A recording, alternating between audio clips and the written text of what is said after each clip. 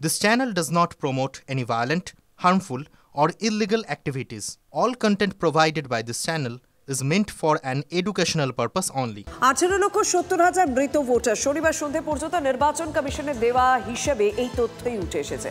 সবচেয়ে বেশি মৃত ভোটারের অস্তিত্ব উত্তর কলকাতায় মিলেছে বলে সূত্রের খবর। কমিশনের শনিবারের পরিসংখ্যান অনুযায়ী আপাতত খসড়া তালিকায় থাকছে না 35,23,800 জনের নাম।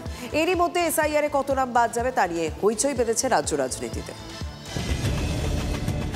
ভোটার তালিকায় বিশেষ নিবিড় সমীক্ষা বা এসআইআর প্রক্রিয়া এখন শেষ ল্যাপে। এনুমারেশন পর্ব শেষ হয়ে যাচ্ছে 4 ডিসেম্বর। 9 ডিসেম্বর প্রকাশিত হবে খসড়া ভোটার তালিকা। তার আগে কমিশন সূত্রে শনিবার সন্ধ্যে 6টা পর্যন্ত পাওয়া পরিসংখ্যান রাজ্যে মোট 6,78,00,000 ইনুমারেশন ফর্মের ডিজিটাইজেশন করা হয়েছে। এখনও পর্যন্ত হিসেব অনুযায়ী খসড়া তালিকায় 35,23,800 জনের নাম থাকবে না, যার মধ্যে অর্ধেক অর্থাৎ 18,70,000 মৃত, স্থানান্তরিত 11,82,000, অনুপস্থিত বা খুঁজে পাওয়া যায়নি এমন ভোটার 3,80,000, 77,565 জন ডুপ্লিকেট, অর্থাৎ একই নাম একই কেন্দ্র বা আলাদা কেন্দ্রে একাধিকবার আছে। তবে এর মধ্যে মৃত ভোটারের ক্রমবর্ধমান সংখ্যা চিন্তায় রেখেছে নির্বাচন কমিশনকে। সূত্রের খবর, এখনো পর্যন্ত সবচেয়ে বেশি মৃত ভোটার পাওয়া গেছে উত্তর কলকাতায়। জেলা শাসকদের সঙ্গে বৈঠক চলাকালীন এ তথ্য তুলে ধরা হয় বলে নির্বাচন কমিশন সূত্রের খবর। সবার কৌতূহল এখন এসআইআর প্রক্রিয়া শেষ হলে ঠিক কতজনের নাম বাদ পড়বে এই নিয়ে খোদ বঙ্গ বিজেপির মধ্যেই নানা মুনির নানা মত। 1 কোটির উপরে লোক বাদ যাবে আমার একটা ধারণাতে আমি বলেছিলাম। 1 কোটি নাম বাদ যাবে, লিখে রাখুন, ধারে আগে পরে হতে পারে। 1 কোটি কি বাদ পড়বে নাম? আমি তো টিয়া পাখির খাঁচা নিয়ে বসে নেই আর জ্যোতিষ চর্চাও করি না। নির্ভুল ভোটার তালিকা প্রস্তুত করার দায়িত্ব নির্বাচন কমিশনের। তারা খসড়া তালিকা বার করবেন 9 তারিখ, তারপরে এডিশন ডিলিশন শুরু হবে, তখন দেখা যাবে কি হয়। শুরু থেকে তৃণমূল প্রশ্ন তুলেছিল এসআইআর হলে কত নাম বাদ যাবে তা আগে থেকে কি করে বলে দিচ্ছে বিজেপি নেতারা। এবার এই সংখ্যা তত্ত্ব নিয়ে তরজা শুরু হতেই ফের বিজেপিকে বিঁধেছে তৃণমূল।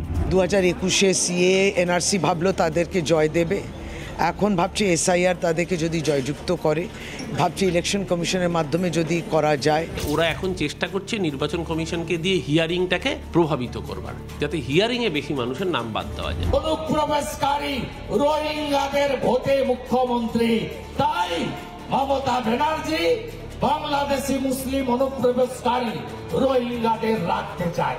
ভারতীয় মুসলিম আপনারা অল্প সংখ্যায় ভোট দেন, পুরুষের পর পুরুষ ভারতে পশ্চিমবঙ্গে আছে, আপনাদের নাম থাকবে। এদিকে কার নাম বাদ যাবে আর কার থাকবে তা নিয়ে নয়া ভবিষ্যৎবাণী করেছেন কংগ্রেসের ওয়ার্কিং কমিটির সদস্য অধীর চৌধুরী।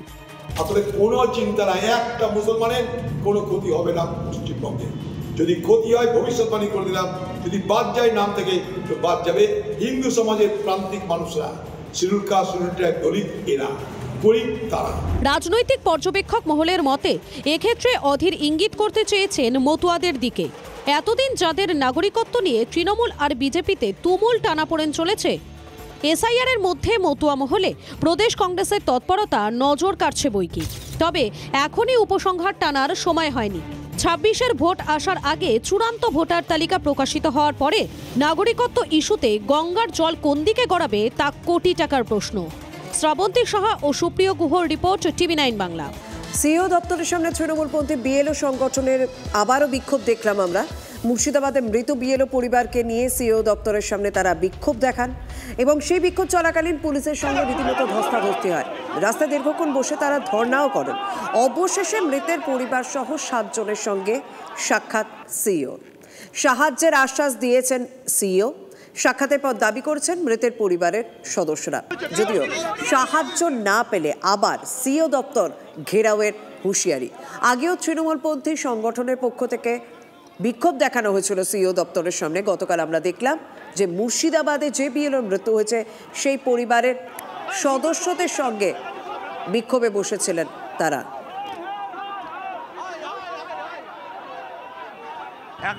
তিনি একমাত্র রোজগার করার জন্য ছিলেন, শিক্ষকতা করতেন, তার বেতনের মধ্য দিয়ে আমাদের পরিবার চলতো। আমরা ওনাকে বললাম যে উনি হৃদরোগে আক্রান্ত হয়ে যাওয়ার পরে আমাদের পরিবারটা নিঃস্ব হয়ে যাবে। উনি বললেন যে আমরা ইলেকশন কমিশনের পক্ষ থেকে যে কম্পেনসেশন, ক্ষতিপূরণ সেটা আমরা দেব। আপনারা ডিএম এর মারফতে আপনারা আসুন।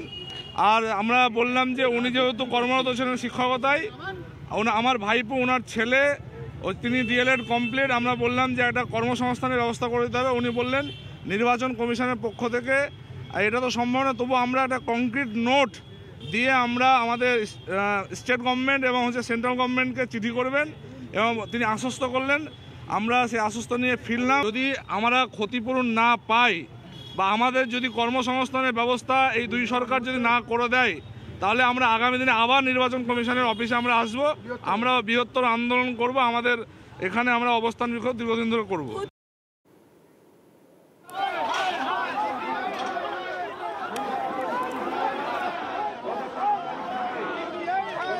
কথা বললে কি বললো? আপনার তো পরিবারের লোক গেছে, পাশে দাঁড়াবে কমিশন, পাশে দাঁড়াবো বলেছে।